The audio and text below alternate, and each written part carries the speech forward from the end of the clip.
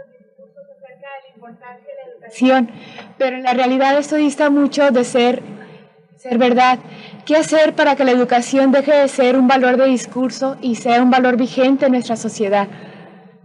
Sí, realmente eso que usted plantea es lo que yo me planteé en mi libro El valor de educar, ¿no? A mí me incitó a escribir el libro un contraste muy evidente entre, por una parte, la importancia que parece que se le daba en la sociedad a la cuestión de la educación, es decir, cada vez que había un tema litigioso de un mal que había que atajar en nuestra sociedad, fuese la violencia o el racismo o el integrismo o cualquiera de los otros males que se mencionan socialmente, siempre la solución era decir esto hay que atajarlo en la escuela, esto es algo que debe prevenirse con la educación, esto es cuestión de los maestros. Y sin embargo, a pesar de ese papel tan relevante que parece que se concedía en la educación, luego de hecho pues se ve que el maestro tiene en casi todos los países un papel postergado, no tiene reconocimiento social, tiene una presencia en los medios y una escucha, digamos, por parte del resto de la sociedad mínima, y las disposiciones, digamos, educativas frente a otras de asuntos exteriores o de economía, etcétera, pues parece que son en los gobiernos algo rutinario, ¿no? Se habla de la educación como de una cuestión subsidiaria frente a otras más importantes.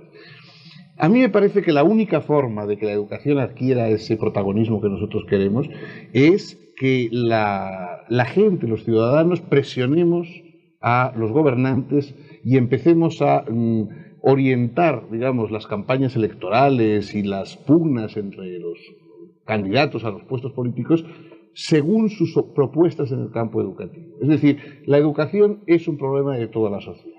No es un problema simplemente de los ministros, no es una cuestión, por supuesto, mucho menos simplemente de la relación papá, mamá, el niño y la niña, sino que es una cuestión de toda la sociedad. Yo dije en mi libro que la democracia educa en defensa propia. Es decir, que la única protección que puede tener la democracia es fabricar personas capaces de utilizar sus recursos de forma crítica y participativa. Y que si la democracia no fabrica demócratas, que no es una planta que se dé en estado salvaje y natural, sino que hay que cultivarla, si no fabrica demócratas, estamos perdidos, ¿no? Entonces, hasta que no cunda la preocupación social por la educación, no como simple ubicación en el campo laboral, no como simple vía, digamos, para ganarse la vida de una manera decorosa, sino de creación de seres humanos en el sentido pleno, integral, con todas sus dimensiones ciudadanas y con sus dimensiones creativas y con todas las restantes potencialidades que hay que desarrollar en una persona, pues yo creo que mientras la ciudadanía no adquiera esta convicción y presione a los políticos en esa línea, poco podemos esperar. Muy bien. Maestro. Conectado con este tema que usted ha empezado ahora a desarrollar, ¿cómo ve o cómo sintetiza usted la importancia de las humanidades en la educación superior principalmente? O sea, esta formación a la democracia, este pensamiento crítico, ¿cómo lo ve? ¿Cómo articula usted filosofía, letras, estas materias que están un poco en crisis? Bueno, mire, yo en primer lugar creo que el humanismo, digamos, la educación humanista, que más o menos supongo todos queremos, no es cuestión de unas materias o de otras, sino de cómo se dan todas las materias. Es decir, la filosofía no tiene por qué ser más humanista que las matemáticas. La forma en que se da la filosofía y las matemáticas es lo que verdaderamente puede convertir a las materias en humanísticas. Hay medios rutinarios, mecánicos y descerebradores, digamos, de enseñar la filosofía o la literatura, y hay términos creativos y humanistas de enseñar pues química, biología o ingeniería. Es decir, no creo que la humanidad y el desarrollo de la humanidad esté reñida con ninguna materia. Lo que está reñido es con ciertas formas dogmáticas, puramente utilitaristas, puramente instrumentales, ¿no? Todo tiene una dimensión, digamos, una trascendencia, un alcance espiritual. Lo importante es desarrollar ese alcance y no simplemente las facetas meramente utilitarias, que también tienen su importancia, por supuesto, igual que saber, ¿no? Ahora, lo que usted pregunta en concreto, es decir, ciertas materias que tradicionalmente han estado más vinculadas, digamos, a los fines y no a los medios, ¿no? Es decir, que nos preocupa no solamente lo instrumental, sino esos fines, no solamente el cómo, sino también el para qué y el por qué de las cosas. Yo creo que es importante que los profesores hagamos una cierta autocrítica, los profesores, por ejemplo, de filosofía o de otras materias humanísticas tradicionales, y reconozcamos que a veces hemos sido nosotros mismos los que hemos ayudado por planteamientos pedantes, por planteamientos demasiado elitistas, cerrados, oscurantistas, a que la gente se aleje de esas materias, ¿no?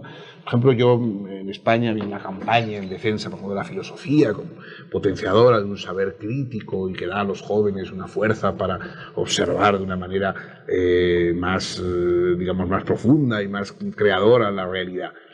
Yo me acuerdo cuando mi hijo Amador hizo selectividad, es decir, el último curso del bachillerato previo a la universidad, que se hace un examen bastante serio para, digamos, para puntuar y poder pasar a la universidad o no.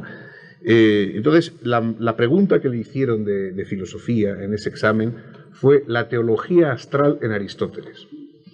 Bueno, yo realmente ignoro completamente toda la teología astral en Aristóteles. Lo más que creo saber es dónde tengo un libro en la biblioteca que, buscándolo, pues pueda responder.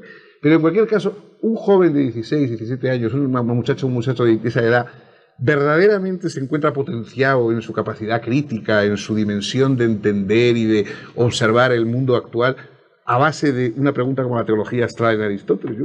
Sinceramente, yo creo que no. Es decir, yo creo que eso es una concesión, digamos, a la pedantería, una erudición que muchos años más tarde puede tener sentido, cuando sea uno un especialista, cuando uno haya desarrollado un trabajo propio, pero en principio es algo más bien pues para desanimar a cualquiera, ¿no? Para que no vuelva a acercarse nunca al campo de la filosofía. Entonces, esto es lo que habría que prevenir. Este tipo de vinculación de la filosofía con una especie de esoterismo extraño, ¿no? O de la filosofía, o de la literatura, o de cualquier otra materia. Yo creo que esto es lo que hay que evitar. Por eso digo que yo sería partidario de que nos planteáramos en serio potenciar la forma humanista de explicar cualquier materia y no tanto centrarnos en las virtudes taumatúrgicamente humanísticas de unas materias frente a otras, ¿no? Sí, maestra. Siguiendo con este tema de que los maestros a veces levantamos muros en lugar de tender puentes con nuestros alumnos. Me recuerda una anécdota que creo que usted pone en Ética para Amador, de un niño que invita a su padre y a su madre al mar y se le hace muy romántico al papá. Pero luego le pregunta que para qué, cuál es el fin de ese viaje, y dice que ya cuando esté en mar adentro los va a tirar al mar. Bueno, yo creo que muchos alumnos nos quieren tirar en algún momento. ¿Qué aconsejaría usted a nosotros como formadores e informadores, porque de alguna manera tenemos ese doble papel, para poder tender esos puentes más fácilmente con nuestros alumnos, independientemente del contenido temático de nuestra materia? Bueno, eso es difícil resolverlo en unas cuantas palabras. Yo creo que la capacidad de educar es un arte. Es decir, un arte en el sentido de esas cosas que uno puede enseñar sus principios, pero no la plenitud de su desarrollo. Uno puede enseñar solfeo y a tocar un piano, pero no puede enseñar a ser Rubinstein, ¿no? O sea que hay cosas, digamos, a las que se llega por una cierta sensibilidad, por una cierta disposición personal.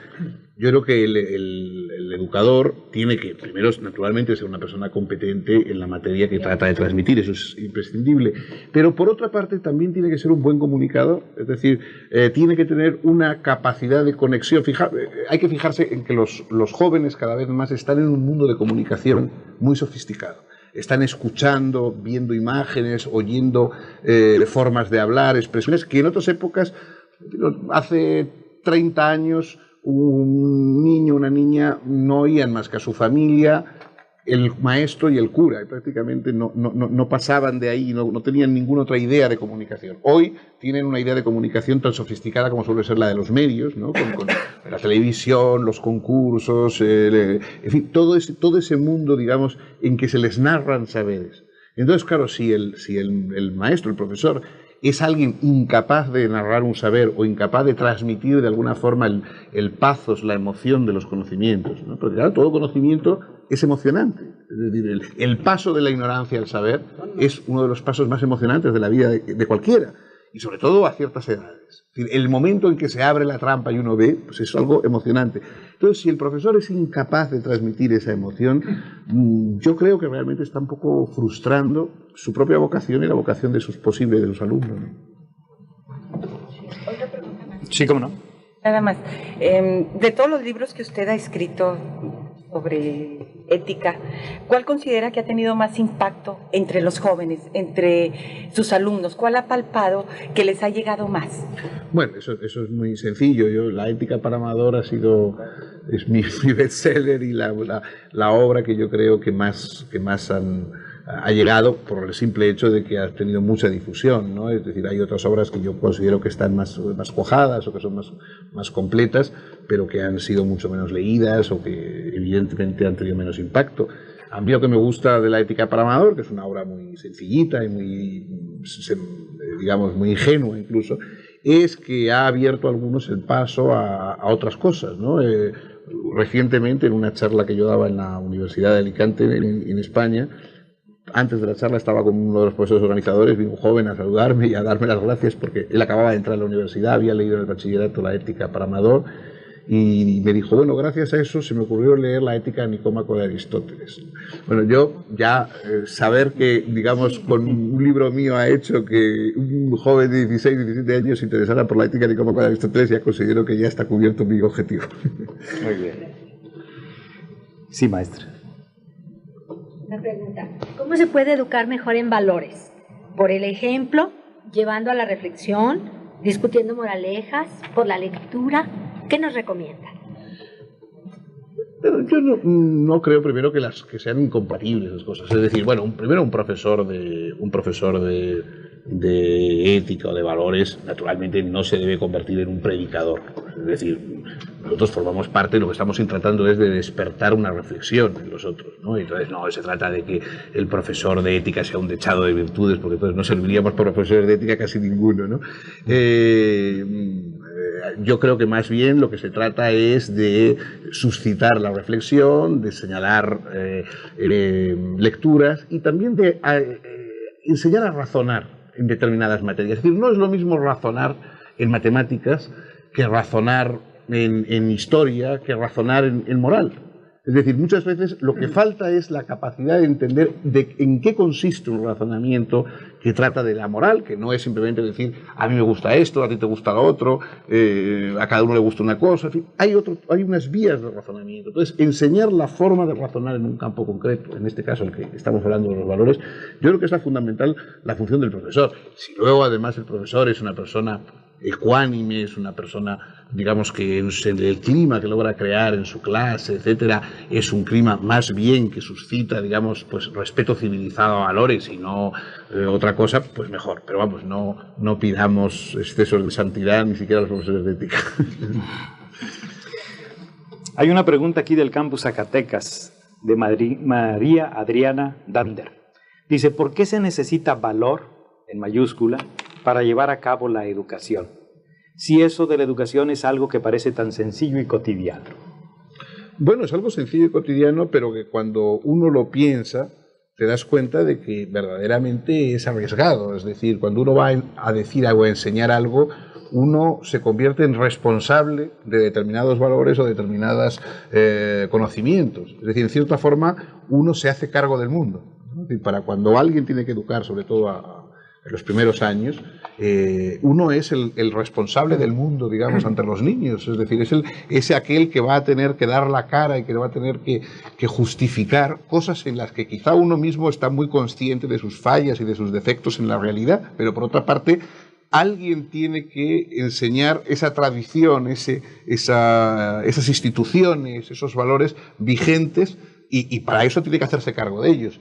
Eso implica cierto riesgo, cierto valor. Lo cómodo es decir, mira, a mí yo no tengo nada que ver, el mundo, yo no soy culpable y no soy responsable de nada, ahí tienes el mundo, tú estás ahí, yo estoy aquí, yo no tengo nada que ver.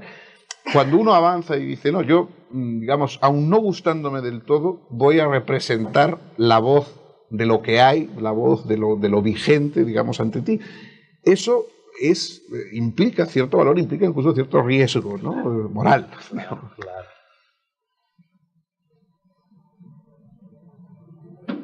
Sí, maestro. En los proyectos educativos, en la actualidad, normalmente nos invita mucho a soñar. Sí, vamos a soñar, vamos a hacer un gran proyecto. ¿Qué tanto el soñar nos aleja de una realidad? Usted menciona algo en su libro, el de las preguntas de la vida. Hay una parte donde menciona Calderón. Bueno, claro, la palabra sueño, como usted bien sabe, tiene en estos contextos usos muy diferentes, ¿no? Una cosa es exhortar a soñar, en el sentido de a imaginar de manera factible, es decir, no simplemente a tener una rêverie, tener una especie de ensoñación impotente, inútil, compensatoria, ¿no? Es decir, yo no me pienso mover, pero aquí tumbado en mi cama sueño futuros maravillosos que no muevo un dedo para poner en la práctica porque son imposibles. Ese tipo de sueño yo creo que evidentemente es negativo, ¿no? Ahora, si soñar significa poner en marcha la imaginación de tal manera que nuestras posibilidades prácticas reales a la vez tengan esa especie de trampolín que es el imaginar futuros posibles, bueno, ahí ese soñar puede ser útil. Nada avanza, nada se desarrolla, nada se despliega si alguien no se ha atrevido a pensar lo imposible como posible o lo ahora imposible como realmente mañana posible, ¿no?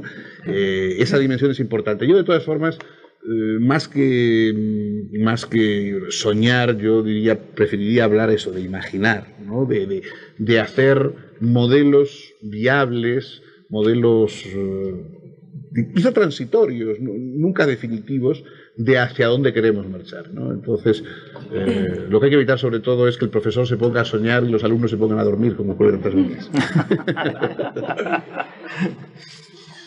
Muy bien. Sí, José. En una ocasión estaba leyendo una lectura sobre los valores y la educación y decía que un valor que habría que promover en los alumnos era el escepticismo. Era una lectura de un escritor norteamericano. ¿Qué otros valores considera usted debe de promover un maestro que es educador universitario entre sus alumnos? Mire, hay un valor que es yo creo el más difícil, lo que nos es difícil a los educadores, no solamente a los profesores, sino también a los padres, ¿no? A todo el que tiene que educar, y es enseñar al neófito, a la persona a la que uno está educando, a que prescinda de uno. Es decir, la educación es una labor suicida, porque enseñamos a los jóvenes a que nos olviden, a que piensen por sí mismos, a que puedan actuar por sí mismos. El buen profesor es el que nunca se hace imprescindible. Cuando se dice, fulano es alguien imprescindible, su muerte deja un hueco imprescindible, bueno, pues entonces no sirve como profesor. Porque los profesores, nuestra función es enseñar a los demás a que prescindan de nosotros. Si un profesor se hace eternamente imprescindible, si los alumnos tienen que volver constantemente a beber de la sabiduría que brota de sus palabras, no hemos enseñado nada, porque seguimos teniendo a la gente dependiente, ¿no? Esos padres que quieren en el fondo tener a sus hijos permanentemente como hijos, es decir, permanentemente en una situación de inferioridad infantil respecto a ellos, no son buenos padres.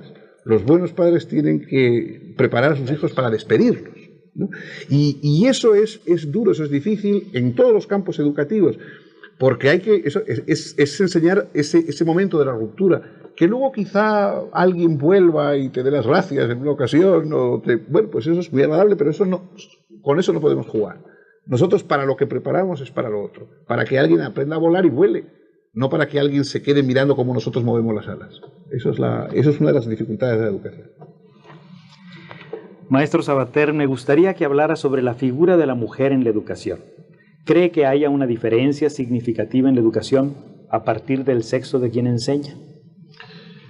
Bueno, algo debe ser cuando en casi todos los países el número de maestras es muy superior al número de maestros, ¿no?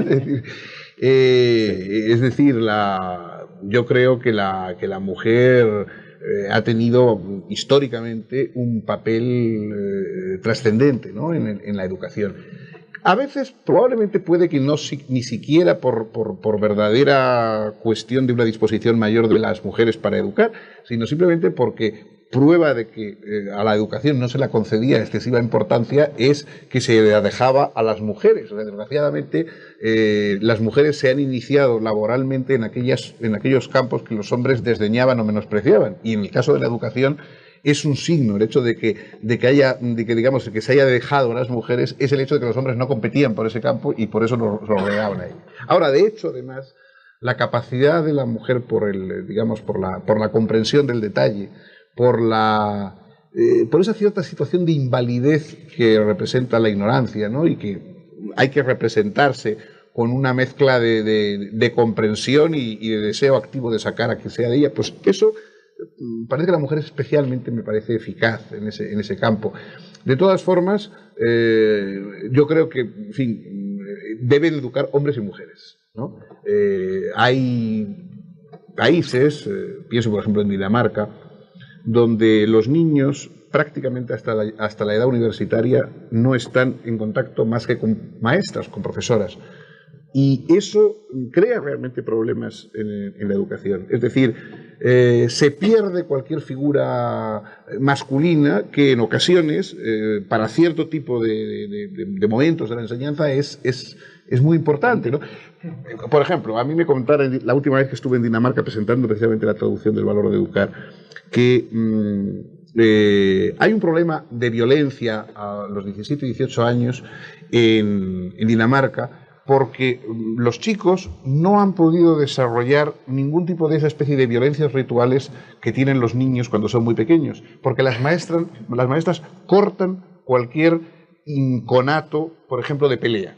Y bueno, las peleas entre los niños, salvo que naturalmente sea un niño mayor y uno pequeño o sea una escena de brutalidad, las peleas son parte de los rituales iniciáticos en que los varones, sobre todo, y también las mujeres, aprenden a controlar su fuerza, a reprimirse, una serie de mecanismos. Entonces, si cualquier pelea nada más se inicia, se corta inmediatamente como algo terrible y no se permite el desarrollo de esa relación controlada con la propia fuerza, con la propia violencia. Entonces, a veces ese niño luego a los 17, 18 años no sabe qué relación hay con la violencia, no tiene una relación sana, digamos, no ha aprendido a controlar sus fuerzas, no ha aprendido a recibir de vez en cuando una bofetada o un puñetazo que le indica la realidad del otro, que por lo tanto, y entonces allí estaban preocupados de que esa educación femenina excesivamente protectora y que teme cualquier atisbo, digamos, de la aparición de la violencia, todas ellas como si fueran brutalidad, era contraproducente a ciertos niveles de la educación.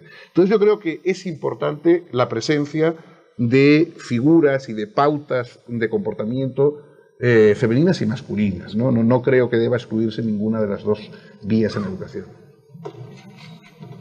Sí. Parece ser que soy la única maestra aquí fuera del campus tecnológico. Soy maestra de filosofía en un colegio americano aquí en Monterrey. Y tengo, tratamos a los padres de familia. Una de las preocupaciones es la falta de honestidad ante la consecuencia de los actos de los jóvenes. El padre sobreprotector que quiere crear una imagen del hijo que no es. ¿Qué se puede hacer en estos casos? Bueno, es que primero los padres tienden a sentirse culpables pero no responsables. Es decir, que es uno de los problemas que tiene la educación. Es decir, el padre, como se siente culpable si el hijo falla, si el hijo se comporta de una manera inadecuada, si tiene quejas del hijo, inmediatamente lo contrarresta con una imagen idealizada para no sentirse responsable. Es decir, no puede admitir que puede existir un mal comportamiento en el hijo y que eso no le culpabiliza. Hay que decir, bueno, eso simplemente es algo que hay que plantear como un problema, que quizá hay que enmendar algún tipo de relación o que hay que tomar alguna vía de reparación, sin que eso implique el hecho de he fallado, he fracasado, no he hecho lo que debía, etc. Y por otra parte hay el otro padre que se desentiende completamente del asunto, dada por una línea muy habitual en la sociedad moderna, que es decir, yo pago porque no me moleste. Es decir, yo pago porque no me creen problemas con las cosas. Yo ya le he pagado el mejor colegio, a mí ahora que no me digan que el niño es o no es, porque yo no tengo ya nada que ver. Es decir, lo mismo que pagamos pues porque se resuelvan otros problemas en otros campos y mandamos dinero a una ONG para no tener que responsabilizarnos de nuestro prójimo, etcétera. Pues de la misma forma también hay padres que pagan para que el niño se vaya a un centro escolar y se ocupen de él y él no tiene ya nada que ver, ¿no? O sea, entre este padre que se desentiende y esos otros padres que para no sentirse culpables crean una imagen que la realidad del niño desmiente, no obligatoriamente por culpa suya, ¿no? Pero en fin, sí como algo que les responsabiliza, porque uno puede no tener la culpa de algo que haga mal un hijo. Yo no creo que si el hijo asesina a hachazos a un compañero de colegio siempre tenga que ser sus padres los culpables. También eso me parece que es una mentalidad absurda. Ahora, por otra parte, lo que los padres no pueden es sentirse concernidos o negar el hecho o decir que su hijo era muy bueno y que tal, sino simplemente hay que sentirse responsables. Y bueno, algo hay que hacer. Esto ha ocurrido y algo hay que hacer. O sea que sustituir la culpabilidad que se compensa negando los hechos con una responsabilidad que acepta lo que sucede e intenta enmendarlo en la medida de lo posible o colaborar con los profesores para enmendarlo, eso es lo que habría que lograr, pero eso evidentemente es muy complicado. O sea que también, además de educar a los hijos, hay que educar a los padres en ocasiones, y eso ya es doblemente difícil. Sí. Buenas tardes, maestro. Buenas tardes. El día de hoy escuché a una persona que dijo que ella se iba a meter a estudiar maestría porque si no, ahorita ya no eres nadie sin maestría.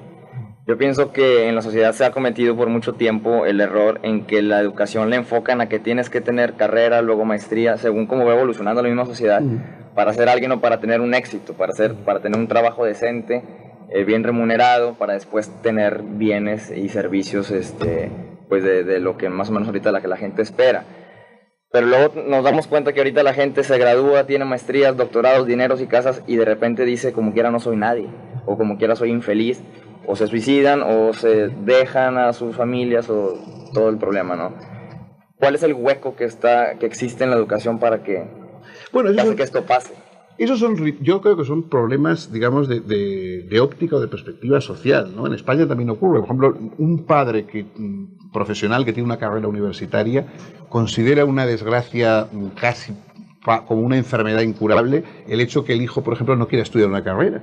Y el hijo a lo mejor quiere ser carpintero o quiere ser electricista.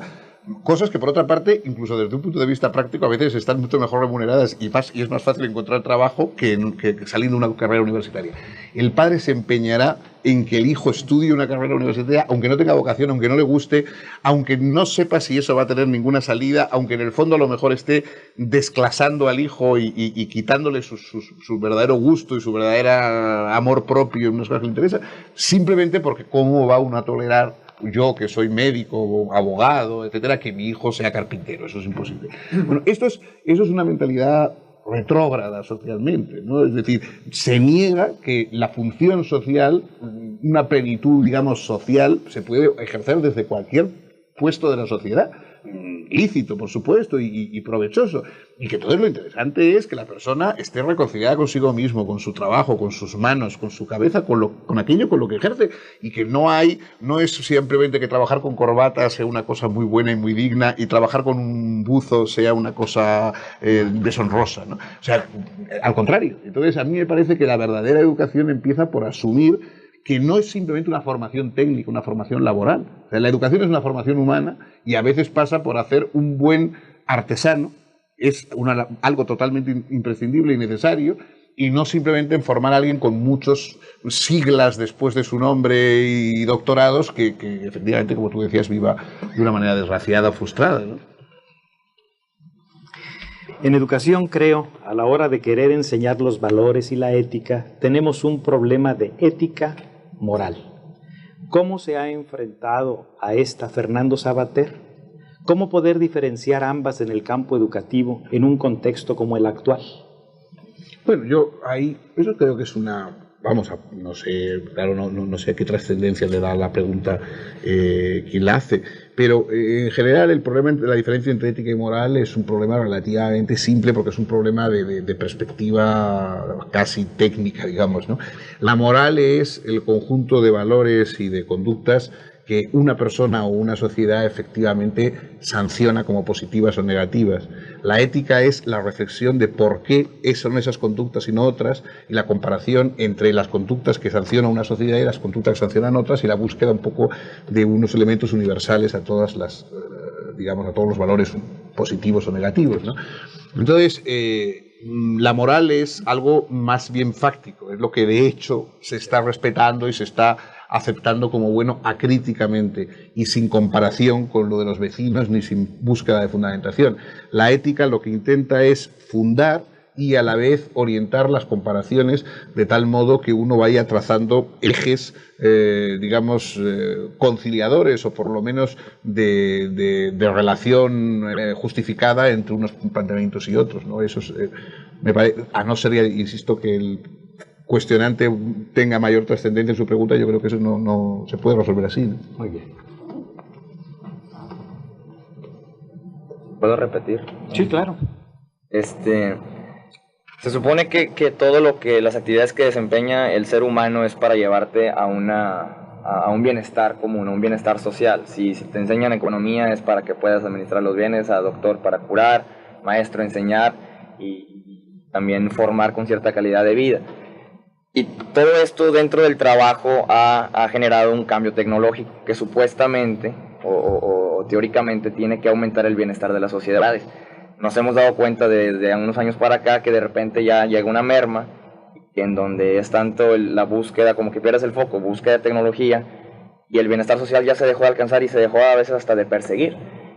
Con los cambios tecnológicos que ahora se están implementando en la educación, mi pregunta es, ¿en qué momento se cruza el límite, como ahorita mencionaba, en donde ya los niños no pueden recibir una bofetada y ellos desarrollar lo que es el sentido de la defensa o el sentido de ver cómo está en realidad el mundo?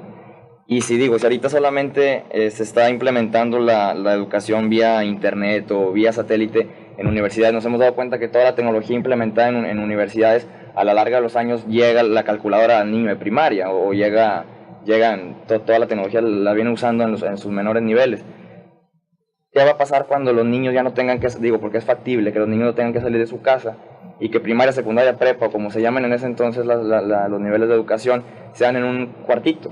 Y ya no saben ni cómo, cuando se le pare un niño, cuando le quite el lonche, cuando le dé la bofetada, y no desarrollar todo eso que es tan importante para cómo se desenvuelven en la sociedad. Bueno, eso efectivamente sería un devenir muy, muy indeseable, ¿no? Porque los medios técnicos no son más que instrumentos.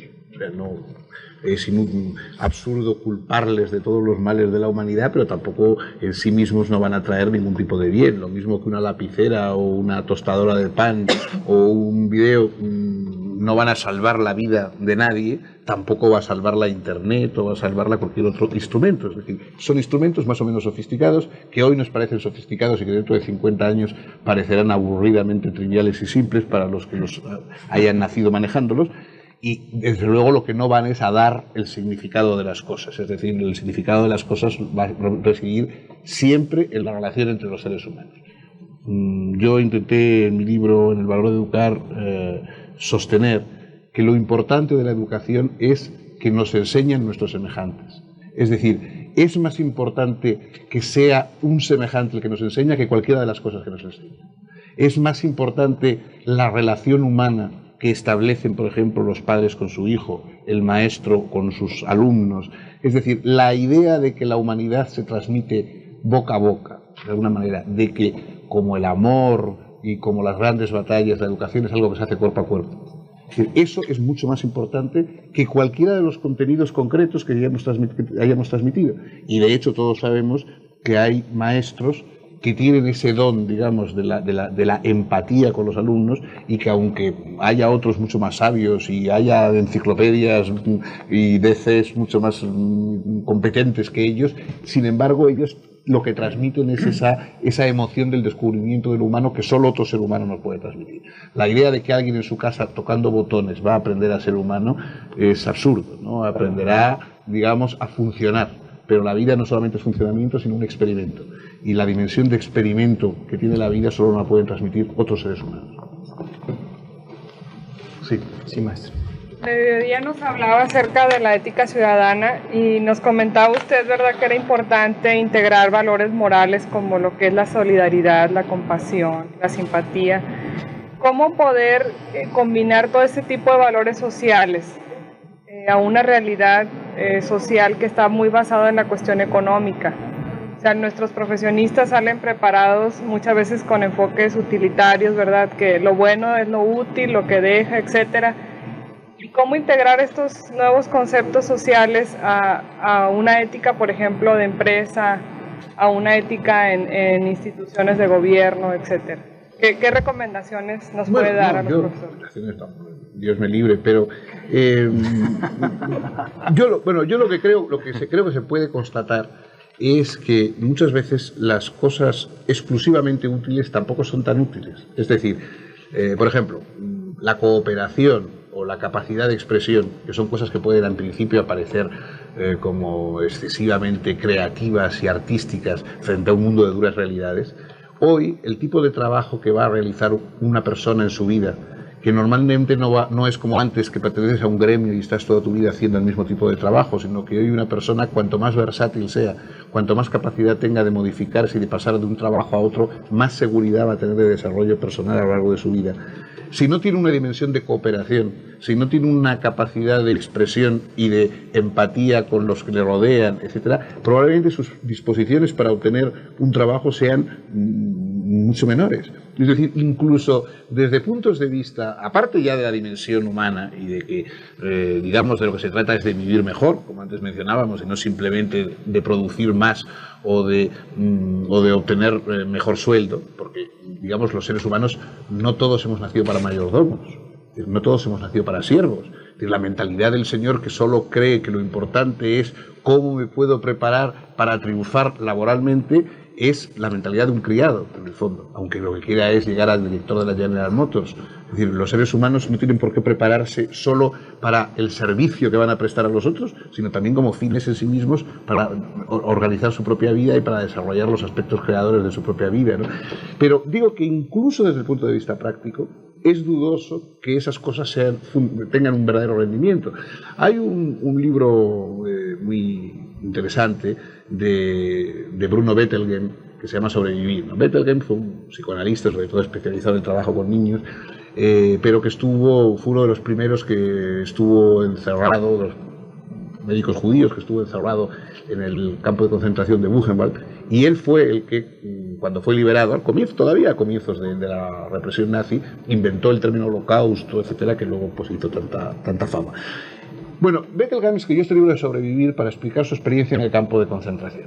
Entonces, el campo de concentración era un lugar obviamente horrendo, en el cual las personas cuando llegaban se sentían, con cierta lógica, dispensadas de todas sus pautas morales anteriores. Entonces decía, bueno, mire, yo aquí, en esta situación terrible, lo único que cuenta es sobrevivir.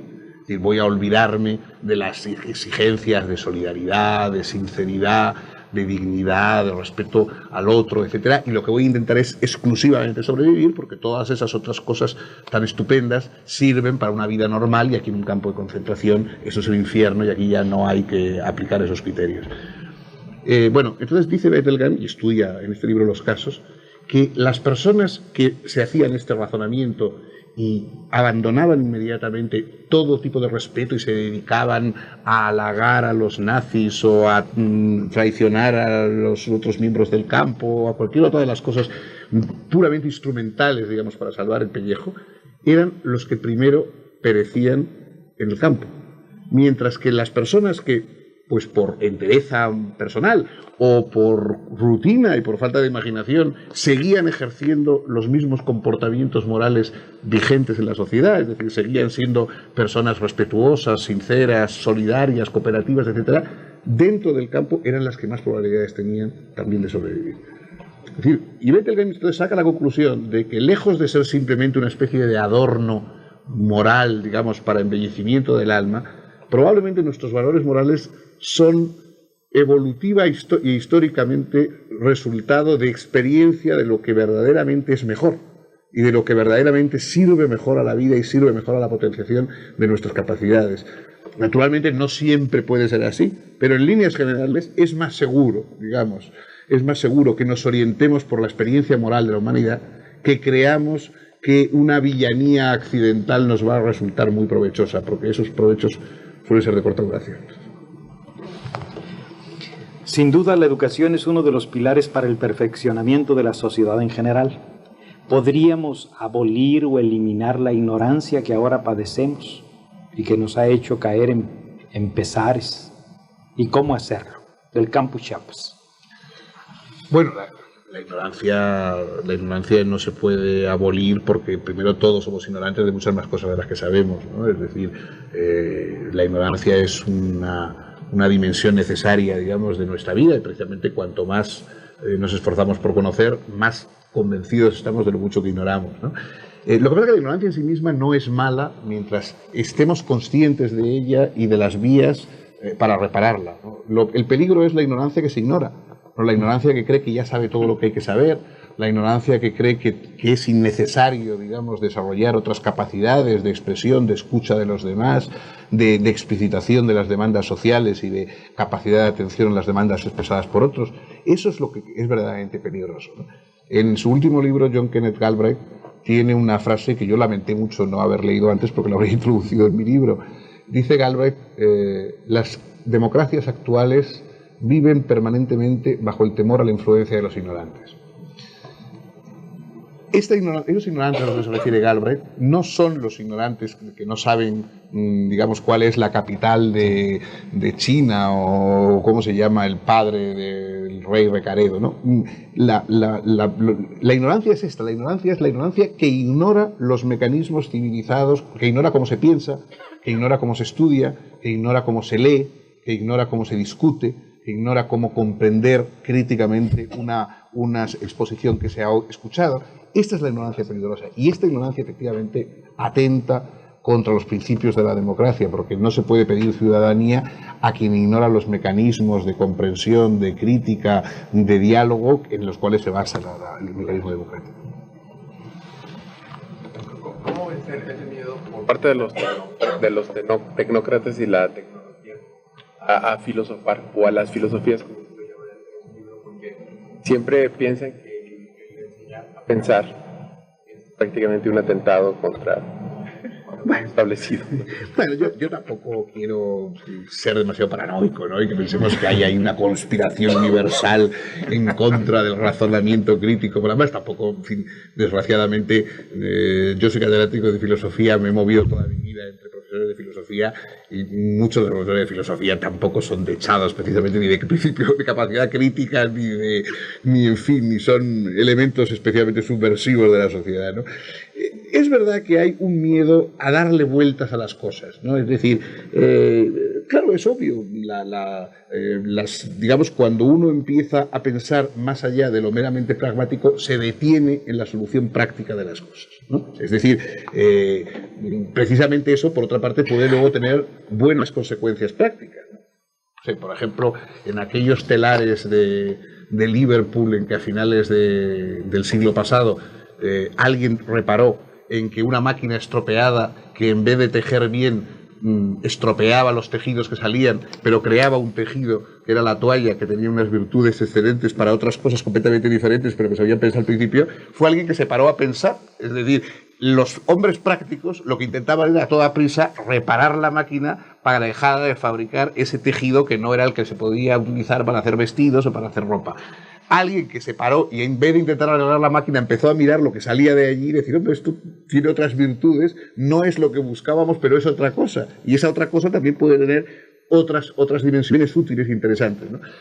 Entonces, en general, la filosofía lo que hace es separarse, es decir, no intentemos arreglar según un plan previo las cosas, porque quizá el propio devenir azaroso de las cosas nos esté insinuando otras posibilidades no menos ricas y también muy sugestivas. Entonces, las personas, digamos, prácticas, pero a veces muy limitadas, lo que quieren es decir, no, la máquina tiene que producir tejido para hacer faldas. Entonces, si esto no sirve para faldas, no sirve para nada.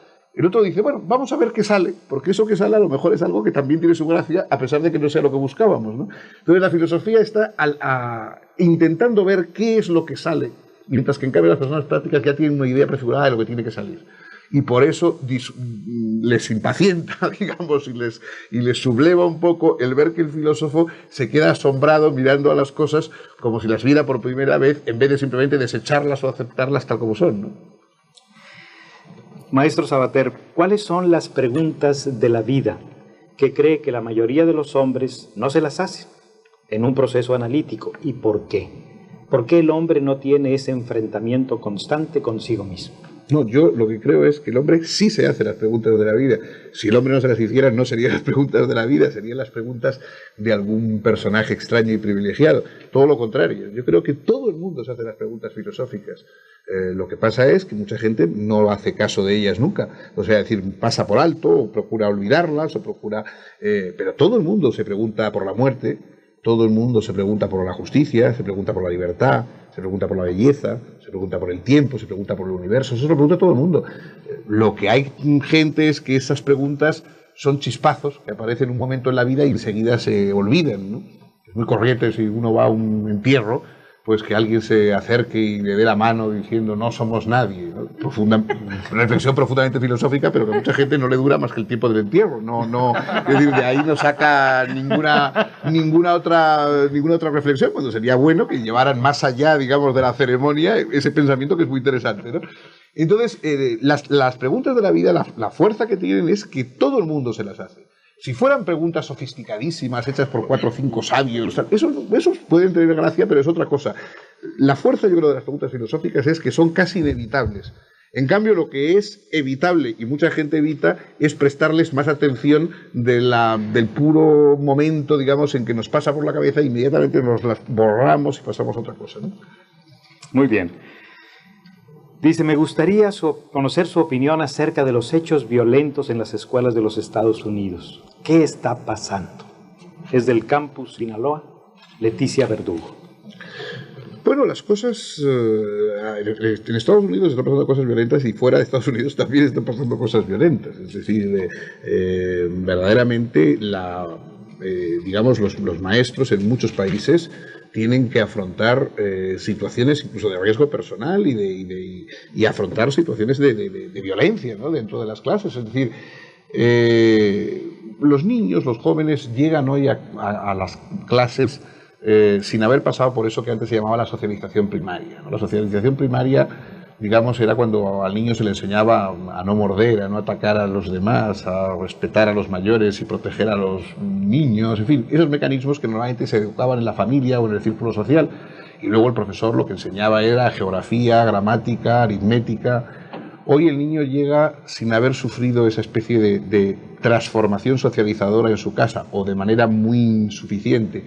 Viene con la idea de que de algún modo cualquier comportamiento, por caprichoso o por violento que sea, pues debe ser aceptado, debe ser asumido. No ha tropezado, digamos, con una autoridad creadora, no tiránica, sino creadora, sino que simplemente ha tropezado con la indiferencia, con el miedo, con la pereza, ¿no?, de los responsables. Entonces, claro, el maestro se encuentra con que tiene que lidiar con unos niños, unos jóvenes que están en un estado todavía salvaje, y a la vez tiene que enseñarles sus materias académicas y su comportamiento dentro de unas aulas. Y todo eso con muy poco respaldo social, porque claro, el profesor no puede entrar con un látigo y un taburete como el domador en la jaula de los leones. Cualquier tipo de coacción que ejerza el profesor sobre los alumnos inmediatamente es desautorizado a veces por los padres. O sea, que los padres no solamente no llevan a cabo esa socialización, sino que consideran un ultraje y un atentado contra sus vástagos en cualquier medida de disciplina que se les intente imponer. Si a eso se une además contextos sociales violentos, como ocurren en algunos determinados barrios, en determinadas zonas, por ejemplo, de Estados Unidos, el disparate de que en un país donde se persigue a muerte y con las trágicas consecuencias que conocemos las drogas, causando problemas inmensos en los demás países, y en cambio se deja libre la venta de armas, que, en fin, que es bastante más peligrosa y evidentemente más agresiva. Pues claro, si todo eso se une con imágenes, digamos, de televisión y de un mundo en el cual la violencia desgraciadamente no está ausente, pues todo propicia el que verdaderamente se cree unos caldos de cultivo muy preocupantes, pero insisto, no solamente en Estados Unidos, por ejemplo, incluso en España y en pueblos pequeños de España han ocurrido experiencias, en fin, que dejan muy pensativo, ¿no? Están recibiendo esta transmisión 26 sedes del Tecnológico y recibimos numerosas felicitaciones y felicitaciones al maestro Sabater por su participación. Muchas gracias. Muy bien, pues el tiempo ya es limitado. Una última pregunta. Dice, en su libro se refiere al papel socializador de la familia, y que hoy por hoy no se da, por lo que la escuela tiene de alguna manera que enfrentar ¿No le parece que estamos cargando la mano a la escuela en este quehacer? Aniceto Cárdenas, del Campus Sinaloa. Bueno, eso enlaza un poco con lo que acabábamos de hablar. Es decir, efectivamente, la escuela, el instituto, están sobrecargados de demandas sociales. O sea, el profesor se ha convertido a la vez en tutor, en padre, en instructor, en guardián, en cura, en ATS, en fin, no sé cuántas cosas, y todo sin aumento de sueldo. Es decir, que realmente hay cada vez más demanda social y cada vez menos reconocimiento público, y sobre todo porque es una forma de descargar los demás sus obligaciones, ¿no? Educar en una sociedad democrática, educamos todos. Educan los padres. Educan, por supuesto, los educadores profesionales a los que pertenecemos, pero también educan los medios de comunicación. También deberían educar los políticos, que tienen una cierta dimensión ejemplar, una cierta dimensión, digamos, de ideal social. También deberían educar los artistas, deberían educar los deportistas, deberían educar a las personas que tienen una cierta proyección simbólica y ejemplar sobre los demás. Es decir, deberíamos educar un poco todos en nuestros círculos, los amigos, las personas que se acompañan unos a otras. La democracia es un círculo, digamos, de enseñanza permanente y generalizada, en que todos estamos aprendiendo cosas y deberíamos todos enseñar. La idea de que la educación es cuestión de unos cuantos y que los demás podemos desentendernos completamente de ella, yo creo que es muy dañina. Y desde luego, convertir a los maestros, a los profesores en los únicos depositarios de la obligación de educar es antisocial y profundamente injusto e inútil, ¿no?, en último término.